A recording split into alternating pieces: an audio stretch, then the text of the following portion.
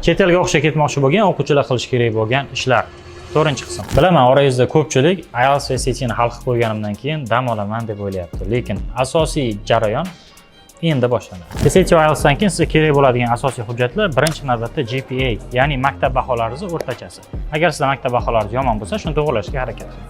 Undan keyin bizda college essay bor yoki personal statement hamda motivation letter desak ham bo'ladi. Qaysi o'quvchilarga shunaqa desak tushunarli.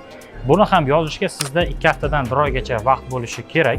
Bundan tashqari o'qituvchilarga siz recommendation letter yozdirasiz, kamida 2 tadan 5 tagacha yozdirish so'raladi va maktabdan tashqari faolligingizni ko'rsatib berish uchun sizga extra activities kerak bo'ladi. Har xil loyihalar, qanaqadir joyda part-time job bo'lishi mumkin yoki til o'rganish kurslari ham bunga to'g'ri keladi. Bu mavzu anchagina katta va siz bilishingiz kerak bo'lgan juda ham ko'p mavzular bor. Shuning uchun Telegram kanalimda maxsus audio podkast tayyorladim.